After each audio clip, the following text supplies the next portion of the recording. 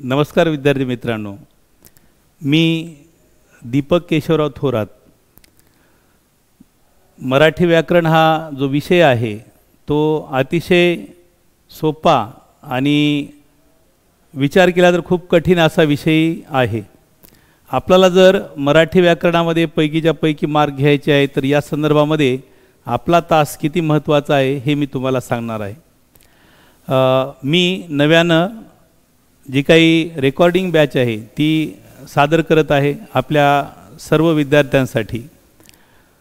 मराठी व्याकरण या विषयाबद्दलची माहिती मी जवळजवळ 15 वर्षापासून मिळविलेली आहे आणि तो माझा अनुभव मी तुमच्या पुढं मांडत आहे.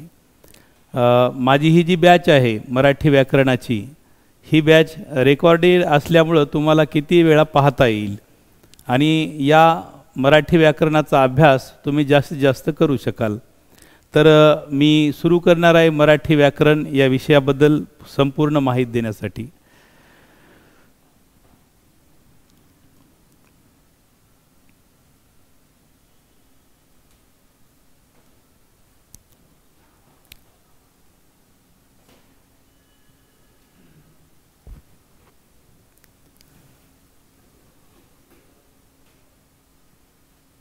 तर आज जे आहे आपण विषयाला सुरुवात करणार आहोत मराठी व्याकरण.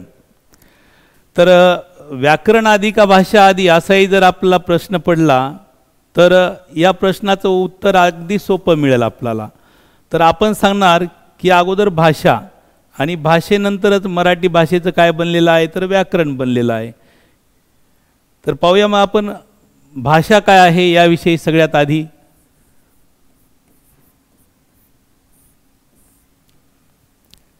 तर भाषा हा जो शब्द आहे तो संस्कृत भाषेतील भाष या मूळ धातूपासून बनला आहे आणि भाषा या शब्दाचा शब्दशः अर्थ बोलणे असा आहे.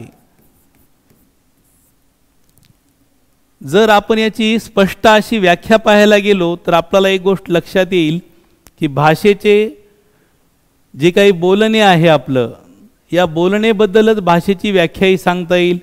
विचार विनिमयाचे साधन म्हणजेच काय होय, भाषा होय. तर हे जे काही आपण विचारांची देवाणघेवाण करतो त्यालाच आपण विचार विनिमय असं म्हणतो आणि या विचार विनिमयाचे साधन म्हणजेच काय होय, भाषा होय. अशी आपण व्याख्या भाषेची सांगतो पहा, विचार विनिमयाचे साधन. आणखीन दुसरी काय व्याख्या करता येईल आपल्याला, आपले विचार, अनुभव, भावना आणि कल्पना यांची देवाणघेवाण करण्याचे साधन म्हणजेच काय होय, भाषा होय. ही व्याख्या आपल्याला सांगता येईल. म्हणजे थोडक्यामध्ये केवळ विचारांची देवाणघेवाण नाही तर इथं आपण आपले विचार व्यक्त करतो, काही वेळेला आपले अनुभव मांडत असतो, काही वेळेला आपल्या भावना व्यक्त करतो आपण. तर काही वेळेला जर आपला वही आणि पेन सापडलेली आहे तर आपण एखादी कविता लिहितो, म्हणजेच आपण कल्पना या सगळ्या गोष्टींची देवाणघेवाण करण्याचे साधन म्हणजेच भाषा होय. अशी व्याख्या आपण करतो. थोडक्यात सांगायचं झालं तर ही व्याख्या अगदी लगेच लक्षात येणारी आहे, विचार विनिमयाचे साधन म्हणजे भाषा होय. आणि इकडे जर पाहिलं थोडी लांबट व्याख्या आहे पण परिपूर्ण अशी व्याख्या आहे, आपले विचार, अनुभव, भावना आणि कल्पना यांची देवाणघेवाण करण्याचे साधन म्हणजेच काय होय, भाषा होय. तर ही झाली भाषेची व्याख्या. आता आपण भाषेच्या प्रकारावर चर्चा करूया. काय आहेत भाषेचे प्रकार आणि ते कशा प्रकारे आपल्याला अभ्यासता येतील हे पाहूया. पाहत मग भाषेचे जे प्रकार आहेत या प्रकाराबद्दल आपण चर्चा करणार आहोत. काय असतात भाषेचे प्रकार.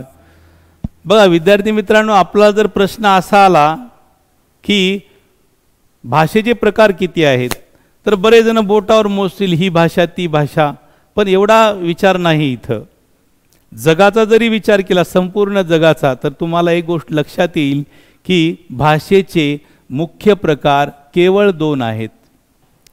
पण अनेक जण काय विचार करतात, मराठी, तेलुगू, हिंदी, गुजराती अशा भाषा मोजायचा प्रयत्न करतात. तसं नाही करायचं. भाषेचे प्रमुख प्रकार किती आहेत म्हणायचं, 2 आहेत. मग आता हे दोन प्रकार काय आहेत याविषयी पाहूया आपण. तर यामध्ये पहिला प्रकार आहे पहा भाषेच्या प्रकारामध्ये, ज्याला आपण नैसर्गिक भाषा असं म्हणतो. पहा, नैसर्गिक भाषा. तर ही भाषा काय असते याविषयी पाहूया आपण. मग नैसर्गिक भाषेबद्दल पहा, निसर्गानं आपल्याला कोणती भाषा दिलेली आहे ज्यामुळं आपण नैसर्गिक भाषा म्हणत आहोत. विचार जर केला तर आपण जेवढी काही सजीव सृष्टी आहे ही कोणाची देण आहे? निसर्गाची देण आहे. मग निसर्गानं आपल्याला काय दिलेलं आहे? तर आपल्याला निसर्गानं हे शरीर दिलेलं आहे. प्रत्येकाचं जे शरीर आहे ती कोणाची देण आहे? निसर्गाची देण आहे. मग पाहूया मग आपण यानुसारच काय आहे ही भाषा. बघा, नैसर्गिक भाषेला आणखीन एक नाव आहे स्वाभाविक भाषा. स्वाभाविक भाषा. आणि याच भाषा हावभावाची भाषा, खानाखुणांची भाषा याही नावाने ओळखली जाते. म्हणजे तुम्ही यालाच हावभाव किंवा खानाखुणा यांची भाषा या नावानं देखील उल्लेख करू शकता. खानाखुणांची भाषा असंही तुम्ही म्हणू शकता. इथं पाहूया मग काय आहे नैसर्गिक भाषा. पहा, निसर्गाकडून मानवाला मानवेतर प्राण्याबरोबर जन्मतः मिळालेली भाषा म्हणजेच कोणती भाषा आहे? नैसर्गिक भाषा. याशिवाय दुसरी काय व्याख्या करता येते पहा. जे आपलं शरीर आहे या शरीराच्या विविध अवयवांचा वापर करत, शरीराच्या विविध अवयवांचा वापर करत खानाखुणांनी आपले विचार व्यक्त करणे. विविध अवयवांचा वापर करत खानाखुणांनी आपले विचार व्यक्त करणे. अवयवांचा वापर करत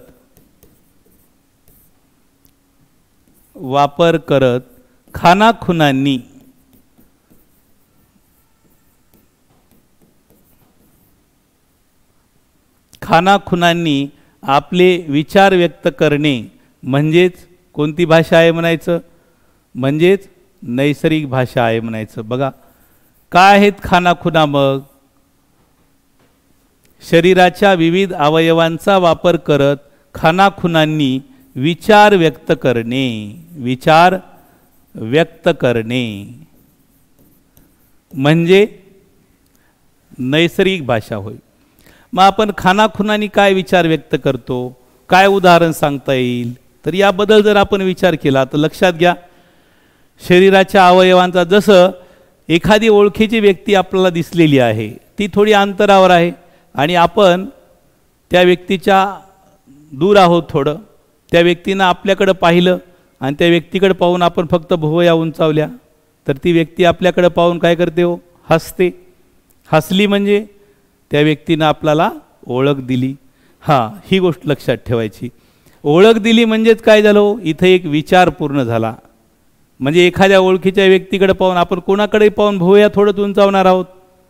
ओळखीची व्यक्ती असेल तरच भुवया उंचावतो आपण. मग ती व्यक्ती हसते म्हणजेच आपल्याला ओळख देते, एक विचार पूर्ण झाला. किंवा ओळखीची व्यक्ती अंतरावर उभी आहे आणि आपण असं केलं तर काय होईल सांगा बरं? ती व्यक्ती आपल्याकडे येणार. बरोबर आहे. म्हणजेच त्या व्यक्तीला जे काही आपलं शरीर आहे आणि या शरीराचे जे अवयव आहेत या अवयवांचा वापर करून ज्याही आपण खानाखुणांनी आपले विचार असतील, ज्या काही भावना असतील त्या आपण मांडतो, तीच भाषा म्हणजे कोणती भाषा आहे? नैसर्गिक भाषा आहे. म्हणजे निसर्गाकडून जन्मतः मानवास मिळालेली ही भाषा आहे. म्हणून या भाषेला आपण नैसर्गिक भाषा असं नाव दिलं आहे. याशिवाय आपल्याला आणखीन काय म्हणता येईल? लक्षात घ्या, बोलणे हे जे आहे हे नैसर्गिक भाषेचंच उदाहरण आहे. लक्षात घ्या, कारण निसर्गामध्ये जेवढे ध्वनी आहेत, आवाज आहेत, हे सगळे नैसर्गिक भाषेचे संकेत म्हणून पाळले जातात. आता हे सगळं कसं झालं आपल्यासोबत याचा जर आपण विचार केला तर आपल्याला एक गोष्ट लक्षात येईल. नैसर्गिक भाषा आपण कशी आत्मसात केली याविषयी जर आपण चर्चा करतो म्हणालो तर लक्षात येईल आपल्या एक गोष्ट. बघा, आपला जेव्हा जन्म झाला तेव्हा आपण काय केलं हो? भोंगा, रडायला सुरुवात केली. जन्म झाल्याबरोबर आपण रडायला लागलो आणि बाकी सगळे हसायला लागले. कोणतरी जन्माला आले आणि पायाला गेलं तर हा रडायला लागला. कदाचित आपण आईच्या गर्भाशयामध्ये सगळेजण सुखरूप असेल, पण जेव्हा जन्म झाला या निसर्गात आल्यावर आपल्याला वेदना होत असतील. आपण रडतो केव्हा? जेव्हा जेव्हा आपला त्रास होतो तेव्हाच रडतो आपण. मग कदाचित जन्मल्यावर काहीतरी त्रास होत असेल आपल्याला, पण आपला सांगता येऊ लागलं का हो? नाही. मग काय केलं? भोंगा, रडाय सुरू केलं. आणि जर कोणी जन्मल्याबरोबर रडलंच नाही, नुसतं बघायलेलं आहे, तर डॉक्टर म्हणतात हे नॉनसेन्स आहे म्हणतात. म्हणजे याला चेतना नाही, त्याला ॲडमिट करावं लागते आणि याला सुट्टी मिळते आणि हे दवाखान्यात ॲडमिट राहते. म्हणजे रडणं हसणं ह्या देखील स्वाभाविक भाषा नैसर्गिक भाषेतच येतात. बरं, चला, इथून आपण घरी गेलो. आपल्याला जेव्हा घरी नेलं, मग आता आपल्याला घरी नेल्यानंतर आपल्याला भूक लागली. मग कसं सांगणार आता? कसं सांगणार? म्हणजे बोलणार का आपण? नाही. का तर बोलताच येत नव्हतं, तेव्हा काही कळतच नव्हतं. मग काय करणार? सुरू आपला भोंगा, वॅ, रडणं चालू. म्हणजे थोडक्यात जर सांगायचं झालं तर आपल्याला भूक लागली, आपण रडून सांगितलं, मग आपली आई आली जवळ, आपला दूध दिलं, आपलं पोट भरलं, आपण झोपी गेलो. थोड्या वेळानं अंथरून झालं ओलं. आता काय करणार? भोंगा. अशा प्रकारे भोंग्यातूनच सगळ्यात आधी आपली सुरुवात झाली आणि आपण रडूनच प्रत्येक गोष्ट सांगायला लागलो. नंतर आपलं असं समजलं की जेव्हा जेव्हा आपल्याला कशाची गरज पडली तेव्हा काय करायचं? भोंगा, रडायला सुरुवात करायची. एवढंच आपल्याला माहीत झालं. मग कोणीतरी आपल्याजवळ येणार आणि आपला झालेला त्रास दूर होणार, हे इथं आपल्याला कळायला लागलं. म्हणजे आपली भाषा बनायला लागली अगदी जन्मापासून. म्हणून रडणं हे सुद्धा खूप गरजेचं आहे. यानंतर जेव्हा आपण जरा मोठे झालो, आपल्याला आजी आजोबा काका काकू कोणी कडेवर घेऊन गेले आणि दाखवायला लागले काहीतरी, पहा तिकडं काय आहे, चांदू मामा या, दिया या. मग आपले बोटं हळूहळू थोडे थोडे हलायला लागले आणि नंतर आपल्याला कळालं असं असं केलं की कोणी आपल्याकडे येणार. मग आपण त्याला सुरू झालं, मग या दिया या, मामा या, सगळ्याला हां या. नंतर कळायला लागलं की खरंच ही जी भाषा आहे, पण ही भाषा काही आपण कोणाकोणाशी वेगळ्या प्रकारे संकेतामध्ये शिकली का हो? नाही. आत्मसात करत राहिलो. निसर्गातले ध्वनी आणि जे काही आपलं शरीर आहे या अवयवांचा वापर आपण करायला सुरुवात केली आणि चांगल्या प्रकारे आपल्याला ती भाषा जमायला लागली. अशा प्रकारे आपली एक भाषा तयार झाली, ज्या भाषेला आज आपण काय म्हणतो? नैसर्गिक भाषा, म्हणजेच स्वाभाविक भाषा. पाहायला गेला आपण, ठीक आहे, जर आपण विचार केला तर सगळ्याच गोष्टी नैसर्गिक भाषेत सांगणं शक्य आहे का हो? नाही. मग त्यासाठी आपल्याला दुसरी भाषा बनवावी लागली. पण तत्पूर्वी, त्या भाषेपूर्वी आपण नैसर्गिक भाषेची काही वैशिष्ट्ये अभ्यासणार आहोत. मग आता ही वैशिष्ट्ये काय आहेत पाहूया आपण. कोणत्या भाषेची वैशिष्ट्य? नैसर्गिक भाषेची वैशिष्ट्य. पहा मग काय आहेत.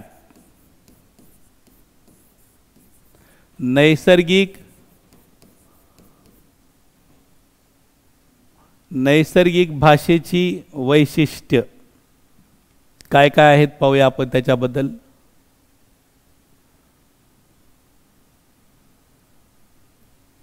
नैसर्गिक भाषेची वैशिष्ट्य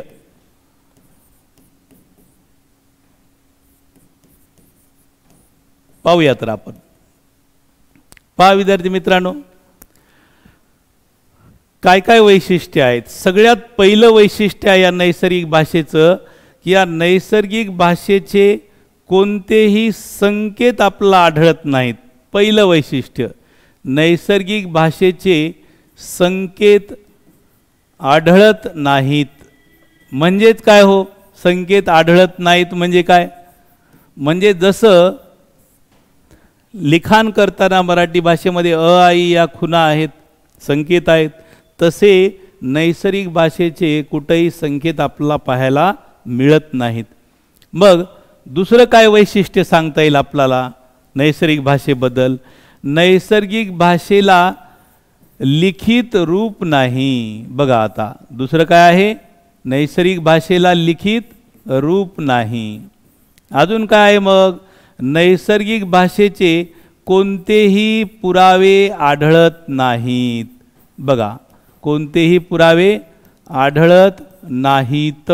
म्हणजे जर एखाद्या व्यक्तीनं म्हणलं की माझ्याकडं बघितलं आणि हात असा केला तर त्याचा पुरावा देता येईल का आपल्याला? नाही देता येणार.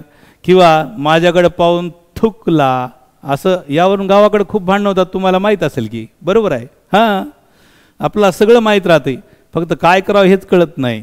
पहा मग, नैसर्गिक भाषेचे हे जे काही वैशिष्ट्य आहेत, पण एक सगळ्यात महत्त्वाचं वैशिष्ट्य आहे ते म्हणजे नैसर्गिक भाषा जगात, बघा कुठं म्हणत आहेत आपण? जगामध्ये म्हणत आहोत. पहा, नैसर्गिक भाषा ही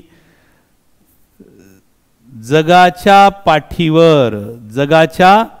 पाठीवर सर्वत्र, पहा कुठेही जा तुम्ही, कुठेही जा, कोणत्याही देशात जा, सर्वत्र सारखी राहते. सर्वत्र कशी राहते? सारखी राहते. म्हणजे ही भाषा जगाच्या पाठीवर कुठेही बदलत नाही. जर खोटं वाटत असेल तर तुम्ही कोणत्या बाहेर देशात जा, परदेशात जा, तिथं जाऊन म्हणा बरं मला भूक लागली, मला भाकर द्या. काय करतील ते लोक? पायापासून डोक्यापर्यंत पाहतील. दिसायला तर मानवच दिसायला म्हणतील, पण नेमकं याला काय पाहिजे याचा विचार त्यांना येईल. म्हणजे जर सांगायचं झालं तर नैसर्गिक भाषा जी आहे ती नैसर्गिक भाषा तुम्ही तिथं वापरा. काही कळालं नाही? पहा मग, मी तुमच्याकडे पाहून नैसर्गिक भाषेवर आधारित काहीतरी मागत आहे, तुम्हाला काय कळते मला सांगा.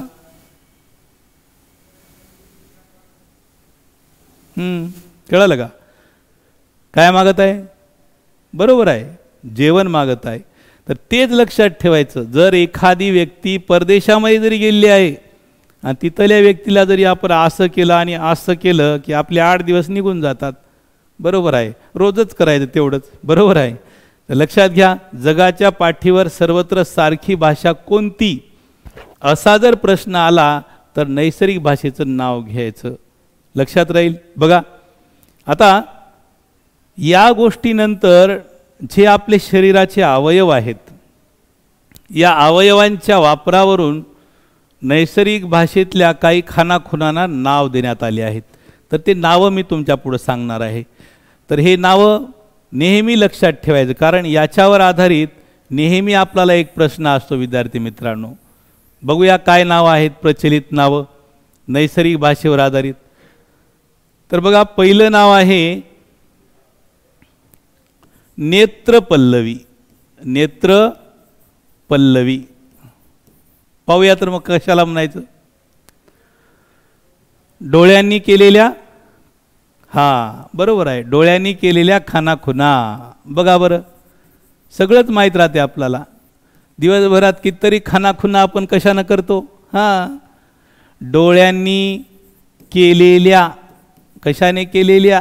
डोळ्याने केलेल्या खानाखुणा. डोळ्याने केलेल्या खानाखुणा म्हणजेच काय होय? म्हणजेच काय म्हणायचं मित्रो? नेत्रपल्लवी. लक्षात राहील. आता दुसरं नाव घेऊया आपण. दुसरं एक नाव असंच प्रचलित आहे. काय आहे सांगा बरं? सांगा सांगा, बरोबर आहे. हां, दुसरं नाव आहे करपल्लवी. पा, पल्लवी हे काही मुलीचं नाव नाही, लक्षात ठेवायचं. पल्लवीचा अर्थ इथं खानाखुणा घ्यायच्या आहेत. कळायले का? हां, पहा मग, कर म्हणजे काय हो? कर म्हणजे हात. बरोबर आहे. मग कशानं केलेल्या खानाखुणा? हां, हाताने केलेल्या खानाखुणा. बघा मग, हेच आहे पा, हातांनी केलेल्या, हातांनी केलेल्या खानाखुणा. हातांनी केलेल्या खानाखुणा म्हणजेच काय होय? करपल्लवी. म्हणजे आपण अनेकदा हाताने असंख्य खानाखुणा करतो, आपल्या बाजूचा आहे, लिहूच देत नाही, लिहायला की आपला काहीतरी बोलायला आहे त्याला लगेच असा कोपर करतो आपण, मग त्याला समजून जाते काय म्हणायचं आहे. त्याला म्हणतो का आपण शांत बस म्हणून? नाही. मग कोणत्या खानाखुणा केल्या बघा की आपल्याला कळालं, असं केलं की व्यक्ती आपल्याकडे येते, असं केलं की व्यक्ती जाणार. तेवढे सांगायची गरज नाही, नुसतं असं जरी केलं तरी कळते आपल्याला आता काय म्हणायचं आहे. हां बरोबर आहे. बोटावरचं सुद्धा कळते आपल्याला. नाही बोटाने केलेल्या खानाखुणा म्हणून नाही, हाताने केलेल्याच म्हणायचं, कारण ते हाताचेच अवयव आहेत बोटं म्हणजे. बरोबर आहे. तर हे दोन नावं नेहमी परीक्षेला येतात. शब्दसमूहाबद्दल एक शब्द निवडा. याच्यासाठी नेत्रपल्लवी, करपल्लवी. पण तुम्हाला प्रश्न असा विचारला जातो की डोळ्यांनी केलेल्या खानाखुणा यासाठी एक शब्द निवडा, तर ते सांगायचं आहे नेत्रपल्लवी. आणि हातांनी मिळाल्यानंतर काय म्हणायचं आहे? हातांनी केलेल्या खानाखुणा, बरोबर आहे, करपल्लवी. तर असा हा भाग आहे. थोडक्यात जर सांगायचं झालं तर आपण काय काय शिकलो पहा बरं नैसर्गिक भाषेच्या बाबतीमध्ये. सगळ्यात आधी आपण व्याख्या केली. भाषा म्हणजे काय पाहिलं पहा. विचार विनिमयाचे साधन म्हणजे भाषा होय. आपले विचार, अनुभव, भावना आणि कल्पना यांची देवाणघेवाण करण्याचे साधन म्हणजे भाषा होय. एक झालं, दोन झालं. त्यानंतर आपण भाषेचे प्रकार सांगितले. किती आहेत भाषेचे प्रकार? दोन आहेत. एक नैसर्गिक भाषा आणि दुसरी कृत्रिम भाषा. नैसर्गिक भाषेची काय व्याख्या आहे? आपल्या शरीराच्या विविध अवयवांचा वापर करत खानाखुणांनी आपले विचार व्यक्त करणे म्हणजेच काय होय? नैसर्गिक भाषा होय. वैशिष्ट्य पाहिले आपण नैसर्गिक भाषेचे, उदाहरण पाहिले, बरोबर आहे. यानंतर नैसर्गिक भाषेच्या वैशिष्ट्यानंतर दोन नावे जी प्रसिद्ध अशी नावं आहेत याविषयी आपण चर्चा केली आणि आपला समजलं करपल्लवी कशाला म्हणायचं आणि नेत्रपल्लवी कशाला म्हणायचं हे आपला कळलेलं आहे. हे दोन नाव प्रसिद्ध लक्षात ठेवायचे नेहमी. चला, नैसर्गिक भाषा हा घटक जो आहे तो आपला पूर्ण झालेला आहे विद्यार्थी मित्रांनो. मग आता आपण अभ्यासणार आहोत दुसरी भाषा. कोणती भाषा आहे हो दुसरी भाषा? आता सांगितलेली आहे आपण. सांगा बरं. बरोबर आहे पा, कृत्रिम भाषा. कृत्रिम भाषा. विद्यार्थी मित्रांनो, कृत्रिम हा शब्द पहा तर आपला शुद्ध शब्द कसा असतो ते आपल्याला विचारतात. आता या कृत्रिम भाषेला आणखीन एक नाव काय हो सांगा बरं? मानव निर्मित भाषा. बरोबर आहे पा, मानव निर्मित भाषा. म्हणजे कोणी तयार केली आहे? ही माणसांनी तयार केलेली भाषा आहे. काय गरज पडली हो अशी आपल्याला सांगा बरं? मुळामध्ये झालं होतं असं की जर तुम्ही मला म्हणाला सर आम्हाला पूर्ण मराठी व्याकरण हे नैसर्गिक भाषेत शिकवा, आता किती हावभाव करणार मी, काय काय करून दाखवणार? नाही समजलं? बघा आता मी तुम्हाला काहीतरी म्हणत आहे त्यातून कोणता विचार व्यक्त होतो तो तुम्ही मला सांगा. मी आता लगेच सुरू करत आहे पहा.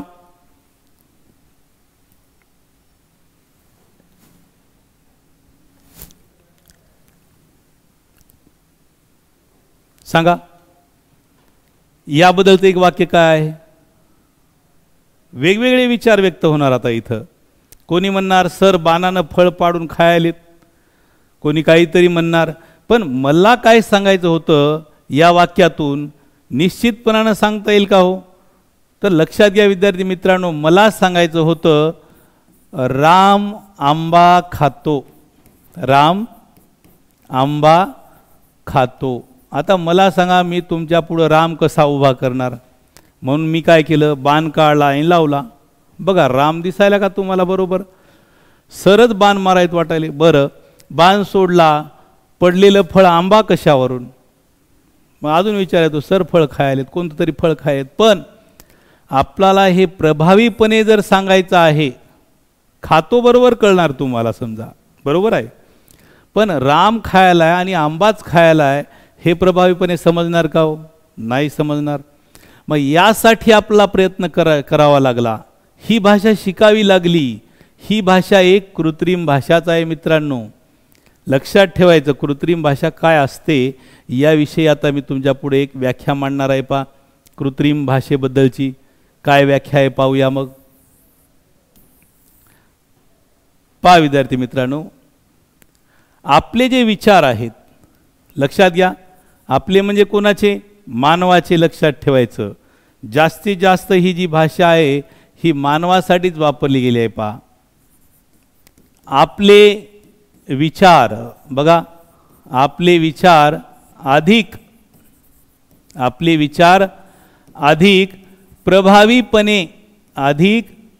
प्रभावीपणे व्यक्त व्हावेत. पहा बरं, आपले विचार अधिक प्रभावीपणे व्यक्त व्हावेत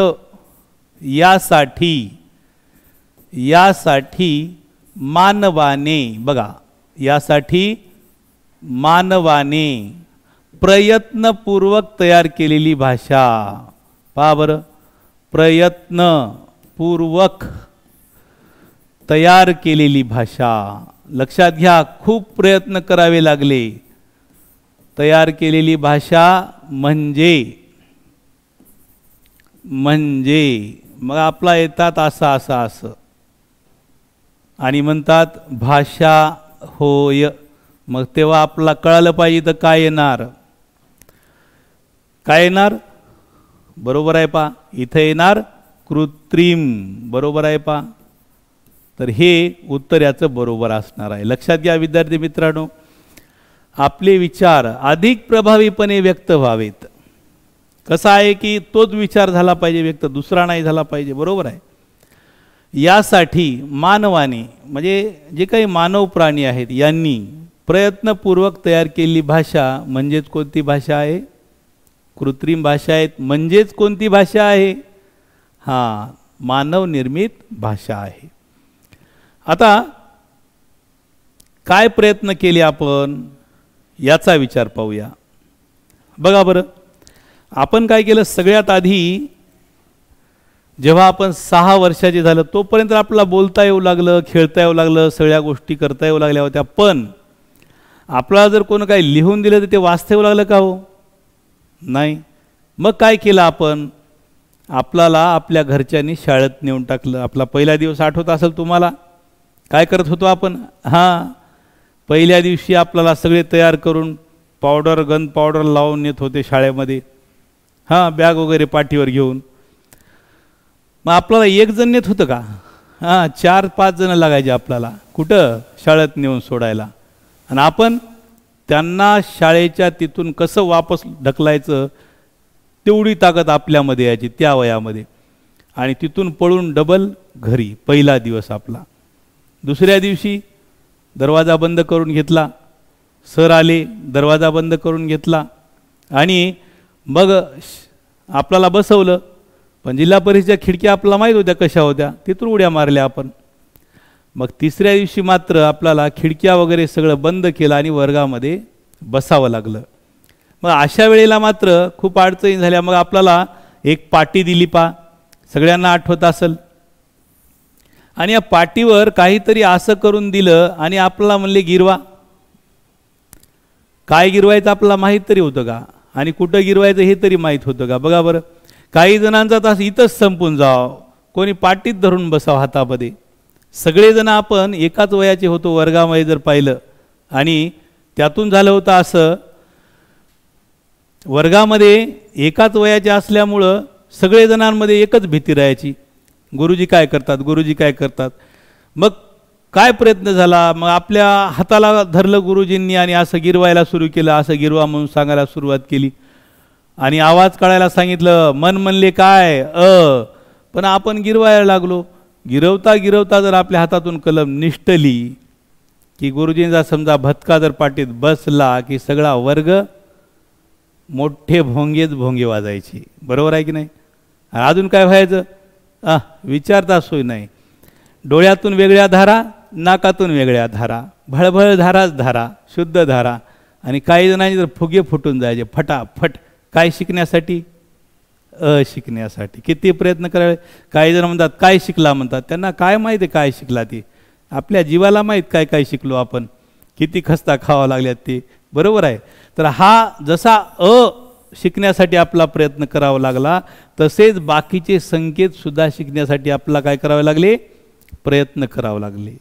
बघा बरं, जर मी महाराष्ट्राला दिसेल एवढा फळा तयार केला, आज महाराष्ट्राला दिसेल एवढा फळा तयार केला आणि त्याच्यावर असा एक संकेत लिहिला. कसा संकेत लिहिलेला आहे, असा एक संकेत लिहिलेला आहे आणि विचारलं काय आहे वाचा, तर सगळा महाराष्ट्र काय आवाज काढेल हो, ब म्हणेल का कोणी याला? हां बरोबर आहे, काय म्हणणार, अच म्हणणार.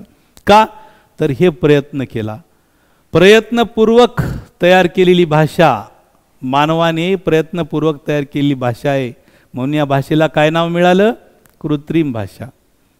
निसर्गात हवा आहे, आपल्याला शाळेत वर्गात घरात हवा पाहिजे होती, आपण पंखा तयार केला. मग लक्षात ठेवायचं, ही नैसर्गिक हवा राहणार का, मग नाही, ही कृत्रिम हवा झाली. आणि जर आपण बाहेर निघालो तर ती नैसर्गिक हवा. तसंच आहे, मानवाने जेही तयार केलं आहे त्याला आपण कृत्रिम म्हणायचं, जेही मानवानं तयार केलं आहे. लक्षात ठेवा, भाषा ही कृत्रिम भाषा आहे. आता आपण पाहूया, जसं आपण याच्या आधी पाहिलं नैसर्गिक भाषेचे वैशिष्ट्य होते, तसे आता कृत्रिम भाषेत सुद्धा काही वैशिष्ट्ये आहेत. मग तुम्हाला आठवत असेल, आपण लिहिताना लिहिलं होतं पा नैसर्गिक भाषेची वैशिष्ट्ये, तसं आता कोणत्या भाषेची, कृत्रिम भाषेची वैशिष्ट्य हे पाहणार आहोत आपण.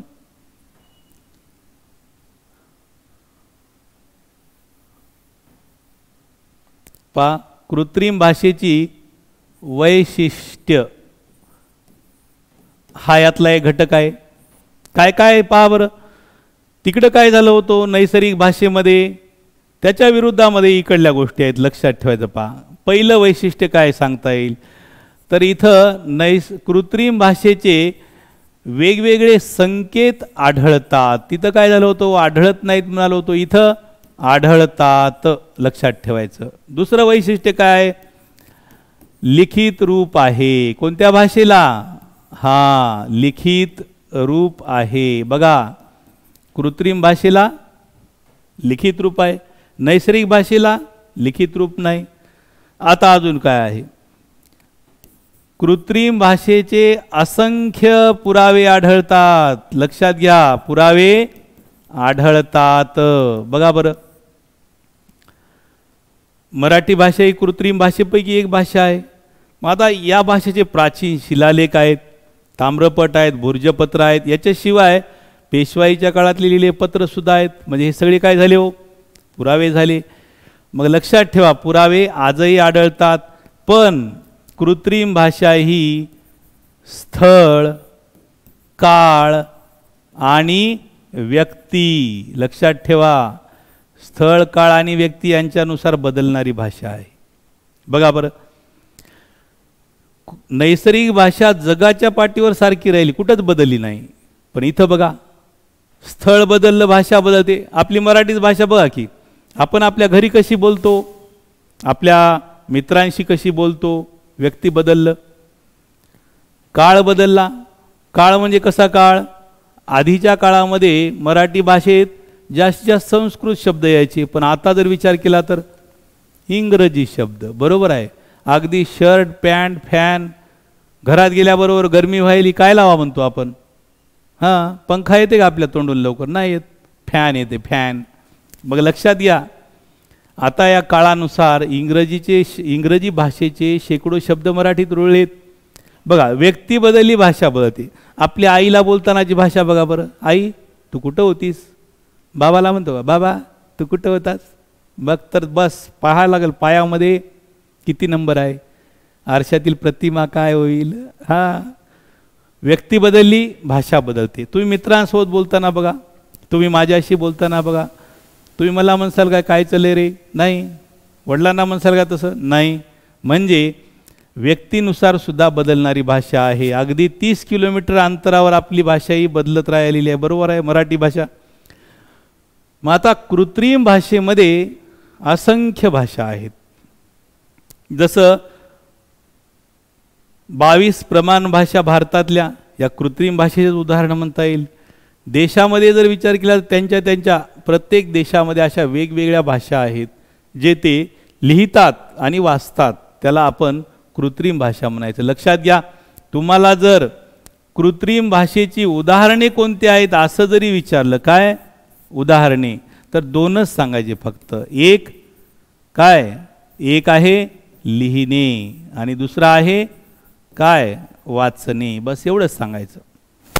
कृत्रिम भाषेची ही काय आहेत म्हणायचं, उदाहरणे आहेत. मग जेही लिहितो आपण, मग इंग्रजी लिहा, काहीही लिहा, कोणत्याही भाषेत लिहा, ती सगळी काय होणार, कृत्रिम भाषा होणार. ती कोणाची उदाहरणं आहेत तर कृत्रिम भाषेची.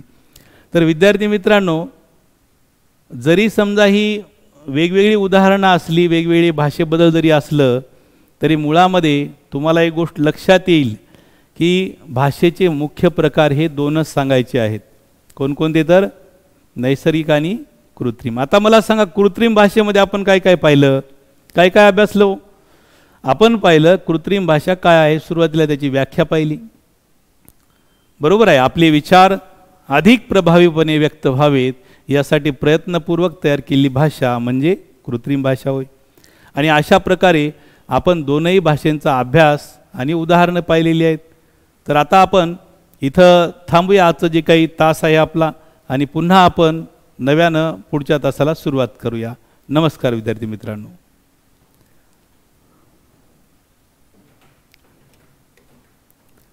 काम मात्र